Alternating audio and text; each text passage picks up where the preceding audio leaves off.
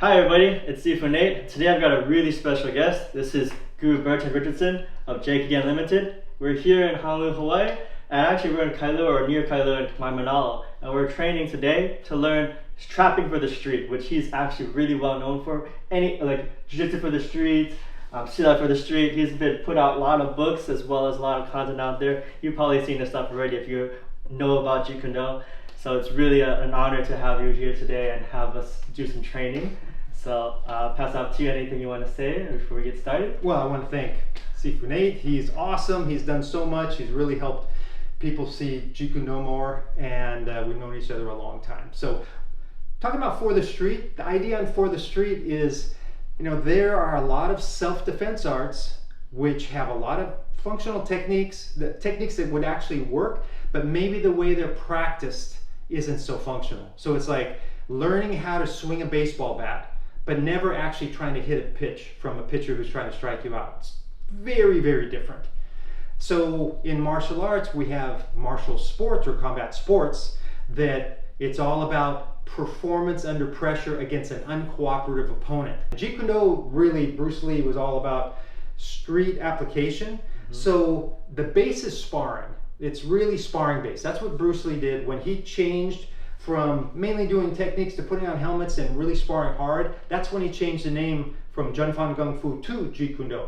And that was a big change. So what you're going to see here is some trapping, and trapping that works against an uncooperative opponent. And this is things that actually can be used in the cage or in the ring as well. So we're going to start here. First of all, we have to understand when we go to trapping, it's one thing. If we are matched leads, notice my left hand is a certain distance from Sifu Nate's right. My right hand, certain distance here. Very similar distances. So I can do certain type of trapping. Like if I do a pak sam, right, I can come in. I can go actually pak to the rear hand and come in.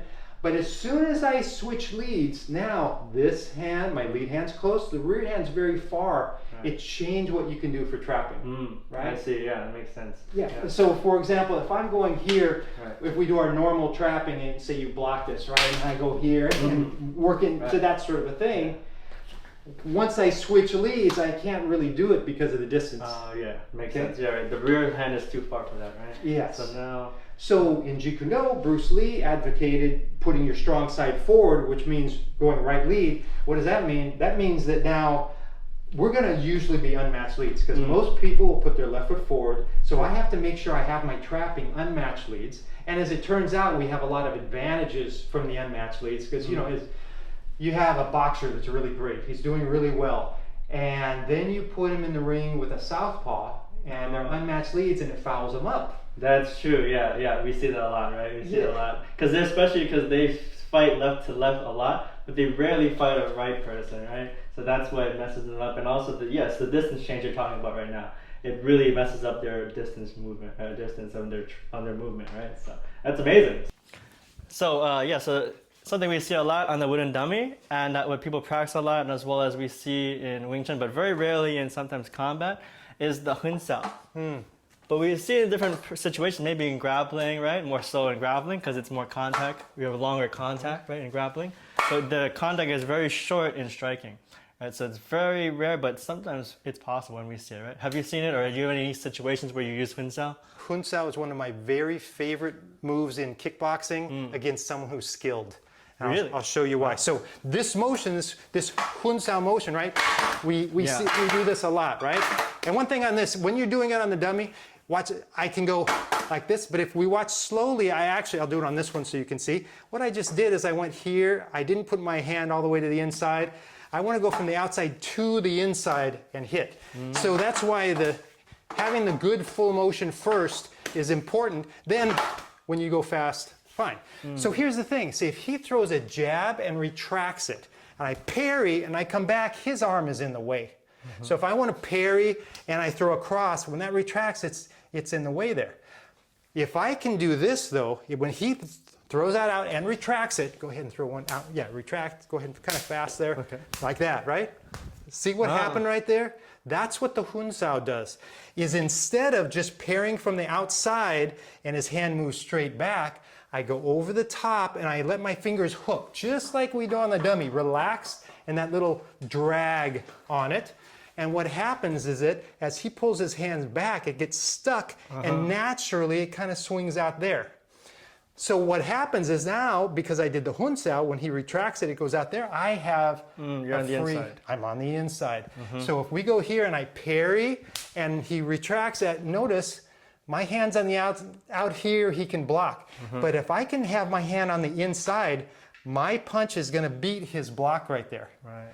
Now, so we go here, 1, 2. So if he, again, like throw a quick jab out a couple times. Yeah, see this? See that? It's going to be hard for me to throw that cross right there, right? I do that, I can get in. Right. Now, what's interesting is if you do the Huen Sao, right, and you throw the cross at me, right there. The cross. Yeah, this one, yes. So he throws that one, whoop, bang, just like that. Guess what my only defense is with this arm? Because look, my hand, it's too late. I'm not going to be able to parry. It's going to parry right into it. So guess what we have to do? Bong Sao. Yeah. Because it hasn't beaten my forearm yet. Yeah, it hasn't gone past the forearm yet. Yeah, so I can Bong Sao right here. So that's why the Huen Sao against somebody really good has a nice straight jab and bringing it back and all. It deflects it out. It diverts the motion on the retraction. It gets you in there. And then to be aware of that, we have to make sure we're always ready to Bong Sao against someone that is doing using it to you. Yeah. Yes. Wow, that's awesome. Yeah. And then we do it right here, right? Yeah. So I can start and work this kind of motion, or I just go here and hit. And just work that. Just work it over again. I can do it off the lead hand also, but generally it's off the rear. So just when you're off the rear because you're using it off the jab, right? Yes. Because of if it's a same side lead, right, left to left. Correct. Then you're going. I'm Here. going jab. You're catching with the rear hand, which normally in JKD we use this as a kind of the parry hand anyway, right? Yes. So we use this as the parry hand. This is the attacking arm, like fencing, right? Correct. And then you throw that, boom, and then you're countering right into the cross. Now, or unmatched leads, if I do have my right strong side forward and he throws a jab, I can do this and sort of hook off this too. It's not going to be so strong, but what I can do if he throws that straight cross, there's that same idea. Same side. So yeah, so but again, and I'm coming out, moving my head, but that Huen Sao just puts up that little barrier and makes the arm come out. That gives you your opening and a little bit of time. And one more thing, is Yes. there anything from a close distance, like either maybe grappling situations or if you're in after trapping, that you notice you use Huen Sao for? Yes. Okay, so for example, I'm here. Like when we did the double jut earlier, I was talking about going to the elbow, right? If I go with my lead elbow, I just double jut and I pop it up. If I go with my rear, as I start to throw this hand's going to come up, probably something's going to happen, right? So I double jut and you Huen Sao out. So actually it's a double jut to Huen Sao and you bring it in And there. you're pulling it in almost, right? Yeah, you're actually pulling him this way, into bam. the elbow. Yeah, I can feel like I'm being yanked that way and I'm walking right into it basically. Exactly. Wow, that's cool. Yeah, a lot of application, and in grappling too. You know, if he's starting to get an underhook on me, and I just come out. That's how we divert Stop something. the underhook. Yeah. Because I'm trying to sneak in here, but then you basically, so I get in this way. That's what he wants to do. I want right? to get to the air. Yeah, right? so when it's coming in and he starts to go in there like this, I just Huen Sao, and then I can get my underhook right, and we can start. Into throwing. Yes. Into grappling. Wow. And then I noticed, you kept the elbow in, right? Because the elbow in, if the elbow's in, I can't get in there anyway. So he's using that almost that Wing Chun concept. Wing Chun again. Yeah, Wing Chun concept to stop the arm. That's where I learned it. Yeah. Actually, that's where I learned to keep my elbows in. It was from Wing Chun. You know, and then we got in when I started training grappling all those years ago. Like, oh, okay, I can do that. I understand that right away. Cool. That's awesome. Thank you. Thank you.